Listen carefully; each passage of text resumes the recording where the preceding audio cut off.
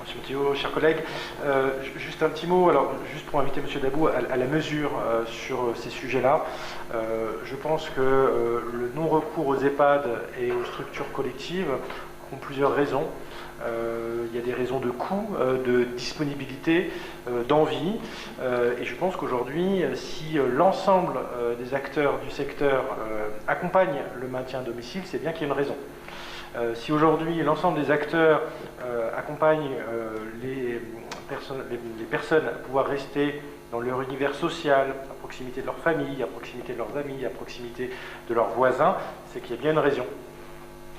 Je pense aussi que si l'ensemble des acteurs se mobilisent pour adapter les logements, proposer comme l'a dit M. Montillo tout à l'heure, les salles de sanitaires et les salles d'eau puissent être adaptées, c'est qu'il y a bien une raison. Donc je pense qu'aujourd'hui, il faut être mesuré dans ses propos. Et je pense que ça mériterait un regard un peu plus distancié que peut-être votre regard d'aujourd'hui. En tout cas, sur ce document qui est assez intéressant, je pense qu'il y a aussi une réflexion à avoir sur comment les aînés vivent notre ville. Alors ça a été évoqué, il y a le travail bien sûr du CCAS, tout à l'heure on a parlé de l'accessibilité, et en effet quand on parlait d'accessibilité universelle, il y a les personnes en situation de handicap, il y a les handicaps provisoires et il y a aussi la question du vieillissement, il y a la question aussi de vivre la ville, et souvent, en tout cas je pense qu'on est plusieurs élus à avoir eu ces remarques, une des questions qui revient souvent c'est les assises, c'est comment on peut s'asseoir en centre-ville d'Orléans, et c'est vrai que souvent on a des remarques sur ce sujet-là, et je pense qu'il y aura des réflexions à mener sur le mobilier urbain, on l'a évoqué sur l'accessibilité, les cheminements, on l'avait évoqué aussi l'année dernière, et je regrette que le chantier ne soit pas été lancé, ou peut-être que vous allez me dire le contraire. On avait évoqué la question des cheminements à plat sur les questions des pavés au centre-ville d'Orléans.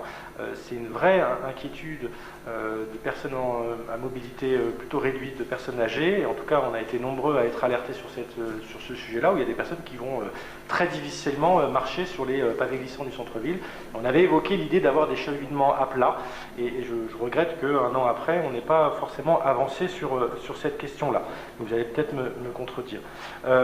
Dire un petit mot aussi sur la question de l'habitat. On a en tout cas l'habitat personnel, privé, il y a les habitats intergénérationnels qui se développent de plus en plus, il y a plusieurs expérimentations et projets qui sont menés dans la métropole.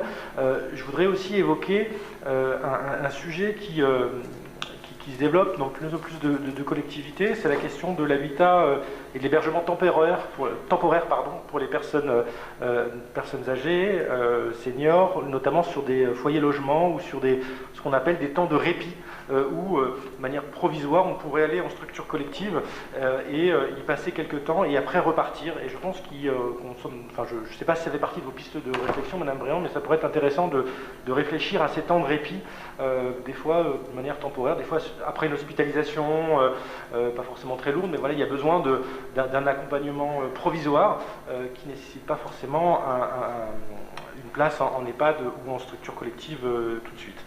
Et enfin, mon dernier propos, on le voit, il y a de nombreux dispositifs, il y a de nombreux outils de communication. Peut-être réfléchir à, comme il y a des collectifs d'usagers ou des conseils d'usagers, de réfléchir à un conseil des aînés. Je sais que c'est une proposition qu'on avait faite aussi, et ça a été mis dans le débat pendant les élections municipales, et peut-être qu'on pourrait réfléchir à associer un collectif d'aînés qui pourrait nous accompagner dans les dispositifs mis en place par la ville et par le CCAS. Et donc je terminerai là-dessus sur le CCAS. Je salue leur travail, parce qu'ils font un travail au quotidien qui est considérable. Il y a eu, notamment pendant la crise, un gros travail d'identification pendant le confinement. Donc voilà, je voulais ce soir aussi leur rendre hommage pour le gros travail qu'ils ont fait durant cette période et aussi durant tout le reste de l'année.